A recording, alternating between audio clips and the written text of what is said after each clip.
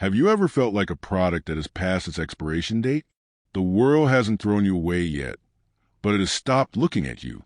You're still on the shelf, gathering dust, while everyone reaches for the newer, faster, shinier versions of what you used to be.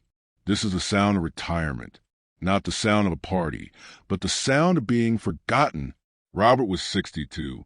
On Friday, he was the senior manager of a national bank. People waited in line to talk to him. His phone never stopped ringing. On Monday, he was just a man in a bathrobe, staring at a piece of burnt toast, wondering why the silence in his house was so incredibly loud. He had spent 40 years building a life. He had climbed a ladder, paid the mortgage, and raised a family. And then, in a single afternoon, they gave him a gold watch and told him to go enjoy himself. But how do you enjoy yourself when you don't know who you are anymore? Without the suit, without the office, without the deadlines. Robert felt like a ghost. He would walk to the grocery store just to hear someone say hello to him. He would check his email 10 times an hour, hoping for a message that wasn't an advertisement. Every tick of that expensive watch felt like a reminder. You are running out of time, and you have nothing to do with what's left. His house in the suburbs was beautiful, but it felt like a museum of a man who used to be important. He walked through the rooms, touching the furniture, feeling the coldness of the walls. "Is this the end?" he whispered. "Is the rest of my life just a long, slow wait for the final curtain?" He was a man who had everything, money, health, and a beautiful home. But he was starving for a reason to wake up in the morning. And then, one rainy Saturday, he went into the basement to find a light bulb. He didn't find the bulb. Instead, he found a ghost from his own past. Robert reached for the light switch in the basement, but the bulb was dead. He sighed. Even the house was giving up on him. He moved through the shadows, tripping over old boxes of tax returns and broken furniture. His life was stored here in cardboard boxes, successes that no one remembered. Then his hand brushed against something cold, something large. Robert froze. The last time he had touched these keys, he was 22. He was a boy who wanted to compose symphonies. He was a boy who believed that music was a language of the soul. But then life happened. The bank happened. The mortgage happened. He had traded the piano for a desk and the symphonies for spreadsheets. He sat down on the dusty stool. It creaked under his weight, a protesting sound, as if asking why he returned after 40 years of abandonment. He pressed a single key, C-sharp. The sound was horrible, out of tune, metallic, a sharp, ugly noise that echoed through the empty basement.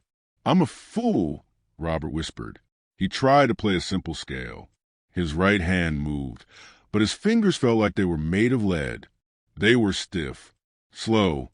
The arthritis in his knuckles flared with a dull, throbbing pain. He looked at his hands and felt a wave of humiliation. Who am I kidding? He thought. I'm 62. My brain is slower. My hands are weaker. The world is full of 5-year-old prodigies on YouTube who can play circles around me. What would my daughter say? She'd tell me to be careful, to not strain my wrists. She'd look at me with that poor old dad look. He stood up to cover the piano again. He wanted to hide it. He wanted to hide the evidence of his failed dreams. But then he looked at the gold watch on his wrist. It was 5:30 p.m. The time for his old life was over. If he didn't do this, what else was there? He sat back down. He didn't try to play a symphony. He just played one note, then another. The music was bad. It was clumsy. It was embarrassing. If anyone had been listening, they would have laughed. But for the first time in years, Robert wasn't a retired manager. He wasn't a widower. He wasn't an expired product. He was a student. He spent 3 hours in that cold basement. His back hurt. His fingers were cramping. But when he finally walked upstairs, the silence of the house didn't feel quite so loud. He had a secret.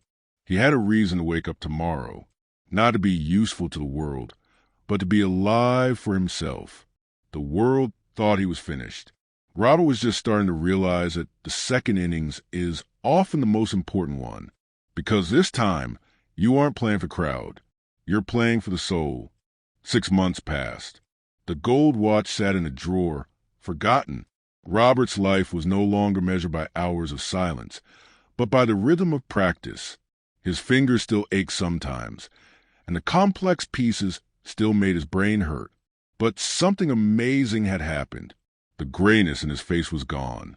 His eyes, once dull and fading, now looked like they were hiding a fire. He had signed up for a small talent night at the local cafe. It wasn't Carnegie Hall. It was just a room with 15 people, the smell of roasted beans, and a small wooden stage. When it was his turn, the room went quiet. He saw a few young people whispering. He saw a woman his age looking at him with pity. He felt that old fear again, the fear of being out of place. He sat on the bench. He closed his eyes. He didn't play for the audience. He didn't play for the young kids. He played for the boy in the basement who had been waiting 40 years to be heard. The first few notes were soft, like a question. Then the melody grew. It wasn't a perfect, flawless performance. He missed a note in the second minute. His timing was a little slow in the bridge, but it was real. It was raw.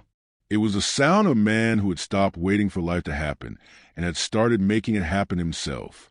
When he finished, there was a long silence. Then a slow, deep applause. Robert didn't bow like a star.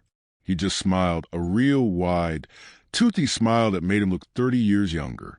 As he walked off the stage, a young man, maybe 20 years old, stopped him. "That was beautiful, sir," the boy said. "I've been thinking about quitting my guitar classes because I'm too busy. But watching you, I think I'll go home and practice tonight." Robert nodded. "Don't wait 40 years, son. The music doesn't like to stay locked up." He realized that retirement wasn't the end of his usefulness. It was the beginning of his freedom. He wasn't an old man anymore. He was a musician. He was a student. He was a survivor. The second innings wasn't about winning the game. It was about realizing that as long as you can breathe, the game isn't over. We are taught that life is a straight line.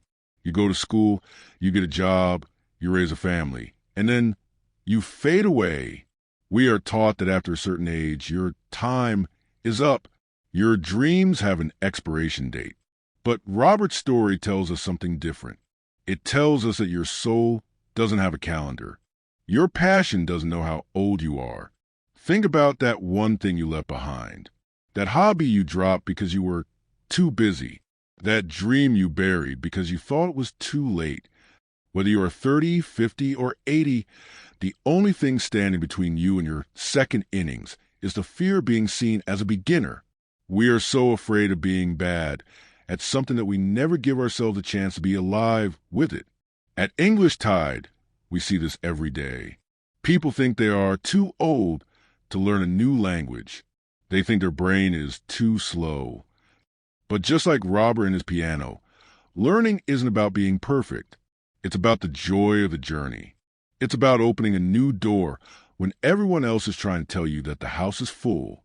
Every story we tell here is a reminder that you are still the main character of your own life. Subscribe to English Tide and join us as we explore the language of emotions, the stories of resilience, and the power of starting over.